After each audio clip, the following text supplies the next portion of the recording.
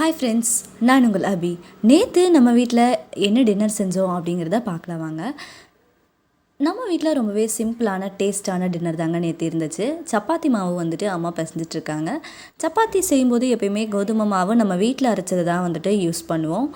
இந்த சைட் பார்த்துட்டோம் அப்படின்னா வந்துட்டு நம்ம ஒரு அதுக்கு சைடு செய்கிறதுக்காக அடுப்பில் ஒரு பேன் வச்சுட்டு கொஞ்சம் நிறையவே எண்ணெய் சேர்த்துக்கலாம்.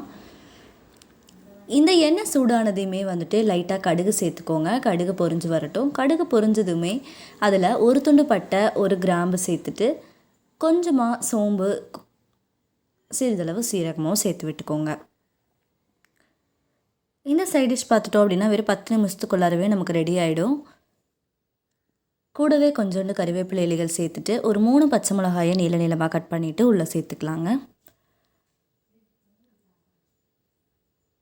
ஒரு பிரியாணி இலையே இதுக்குள்ளே சேர்த்து விட்டுக்கோங்க.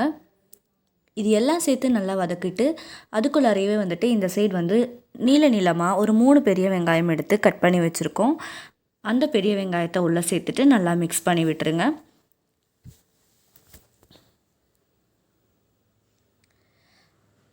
இது நல்லா வதங்கினதுக்கப்புறமா நம்ம கட் பண்ணி வச்சுருக்கிற தக்காளி பழத்தை ஆட் பண்ணிக்கலாம். தக்காளி சேர்த்ததுக்கப்புறமா இதை நல்லா மிக்ஸ் பண்ணி கொஞ்சம் நேரம் விட்டுருங்க. ஒரு 2 நிமிஷம் கழிச்சதுக்கப்புறமா இதில் தேவையான மசாலா சேர்த்துக்கலாம். கொஞ்சோண்டு வந்துட்டு நம்ம கரம் மசாலா சேர்த்துக்கலாம். கூடவே மிளகாய்த்தூள் 1/2 ஸ்பூன் சேர்த்துட்டு ஒரு பிஞ்ச் அளவுக்கு மஞ்சள் தூள் எல்லாம் சேர்த்து நல்லா மிக்ஸ் பண்ணி விடுங்க. இது செய்கிறதுக்கு நமக்கு வந்துட்டு நிறையா இன்க்ரீடியன்ட் தேவைப்படாது. சீக்கிரம் செஞ்சு முடிக்கிற மாதிரி தான் இருக்கும். டேஸ்ட்டு வந்துட்டு சப்பாத்திக்கு ஒரு பர்ஃபெக்டான சைட் டிஷ் அப்படிங்கிறத நம்ம சொல்லிடலாம். இப்போ பாருங்கள், இது நல்லா வந்துட்டு எண்ணெய் பிரியிற அளவுக்கு கொலைய வதங்கிடட்டும் தக்காளி. நமக்கு இந்த தக்காளி சாப்ஸ் ரெடி ஆகிடும். இது 2 நாள் ஆனாலுமே நமக்கு கெடாது. இந்த சைட் பார்த்துட்டோம் அப்படின்னா சப்பாத்தி அம்மா வந்து உருட்டி எடுத்துட்டாங்க. நான் இந்த சாப்ஸ் செய்கிறதுக்குள்ளவே இப்போ சப்பாத்தியும் சுட்டுட்டு முடித்ததையுமே நம்ம சாப்பிட ஆரம்பிச்சிடலாம். நம்ம வெளியிலலாம் எங்காவது போகும்போது இந்த மாதிரி தக்காளி சாப்ஸ் எடுத்துகிட்டு போனோம் அப்படின்னா வந்துட்டு ரொம்பவே டேஸ்ட்டாக இருக்கும். ஆனால் அது வந்து நம்ம வதங்கும் போது வந்துட்டு தண்ணி எதுவும் சேர்த்துறாதீங்க. அந்த தக்காளியில் இருக்கிற தண்ணியே போதுமானதாக இருக்கும் நமக்கு. அப்படி செஞ்சோம்னா தான் டேஸ்ட் இன்னமும் ரொம்பவே சூப்பராக இருக்கும். நீங்கள் இந்த மாதிரி ஒரு முறை ட்ரை பண்ணி பார்த்துருங்க.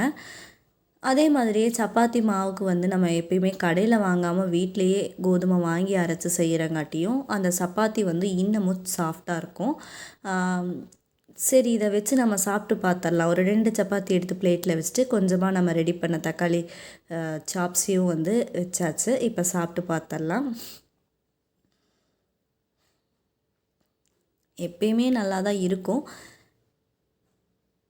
இப்போயும் எப்பயும் போலவே ரொம்ப சூப்பராகவே வந்திருக்குதுங்க. கண்டிப்பாக நீங்களும் இதே ப்ரிப்பரேஷனில் செஞ்சு பார்த்துட்டு எப்படி இருந்துச்சு அப்படிங்கிறத மறக்காமல் கமெண்ட் பண்ணுங்கள். மீதி இருக்கிற சப்பாத்தியும் சுட்டு எடுத்தாச்சு. எப்பயுமே வந்துட்டு நம்ம சப்பாத்தி செஞ்சோம்னா காலையிலையும் 1 2 வரும். எல்லோரும் சாப்பிட்டு முடிச்சுட்டு அதையும் எடுத்து வச்சாச்சு. கண்டிப்பாக எங்காவது வெளியூரெலாம் போகும்போது குருமாலாம் எடுத்துகிட்டு போனோம்னா கூட கீழே சிந்தும். இந்த மாதிரி வந்துட்டு நீங்கள் சாப்ஸை செஞ்சு எடுத்துகிட்டு போனீங்க அப்படின்னா ஒரு பாக்ஸில் போட்டு வச்சிட்டோம்னா அப்படியே இருக்கும். அடுத்த முறை சப்பாத்தி செய்யும்போது இந்த மாதிரி தக்காளி சாப்ஸ் செஞ்சுட்டு எப்படி இருந்துச்சு அப்படிங்கிறத மறக்காமல் எனக்கு கமெண்ட் பண்ணுங்கள். இன்னும் ஒரு புதுமையான சூப்பரான ரெசிபியோட அடுத்த வீடியோவில் நான் உங்களை சந்திக்கிறேன். அதுவரை இன்றும் இணைந்திருங்கள். நான் உங்கள் அபி.